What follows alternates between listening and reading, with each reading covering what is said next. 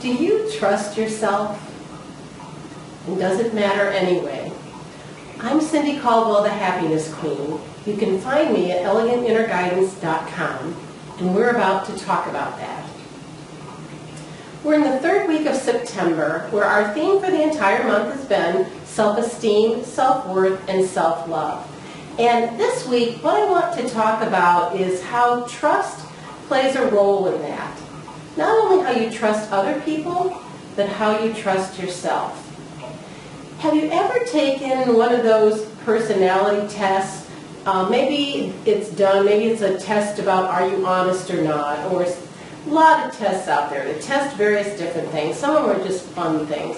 And often there's a question there that will ask you, do you trust other people? And then they'll sometimes give you a range, maybe at a 1 or a 10, where no, I don't trust anyone at all. There's a lot of bad people out there, so you pick a 1 or a 2. Or maybe you're at the other end of the scale. You're a 10, because you're just really trusting. You trust everyone, maybe to the point of even being a little bit gullible. So maybe that's an area you're cautious of and you work on a little bit.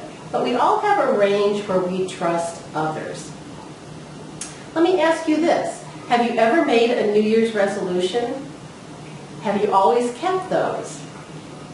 Well, I can tell you for myself, I used to make New Year's resolutions probably every year. It just sounded like a fun thing to do. It sounded like it had some importance to it, like maybe setting a goal for myself. You're always at that time of year where one year is ending and the new year's beginning. And I was always excited about kind of setting a good pace for the new year. Some new change in myself that I could be excited about. So I'd think about a New Year's resolution and I'd set one. But the fact was, I never would achieve those. So often, and I wouldn't even care about it. And I would think to myself, well, actually initially I was embarrassed by that. And I would think, well, why can't I do this? It's like setting a goal, and I wasn't achieving my goal. Why couldn't I do that? So I wouldn't tell anybody. I just sort of personally and silently felt bad about that. And then I remember reading somewhere, and probably hearing on television, how the vast majority of the population doesn't achieve New Year's resolutions.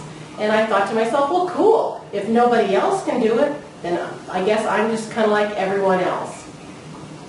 The problem with that line of thinking is you're not like everyone else. You're you, and that's what's important. What's important is what you tell yourself.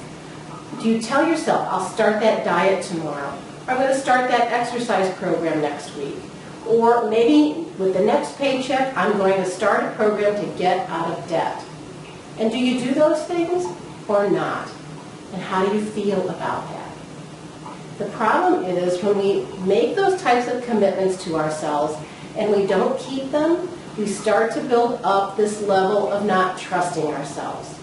We know that when we've made commitments in our past, we haven't kept them, so we don't trust ourselves to do it in the future. And then further, the problem is when it comes to New Year's resolutions or setting goals, we just stop making them.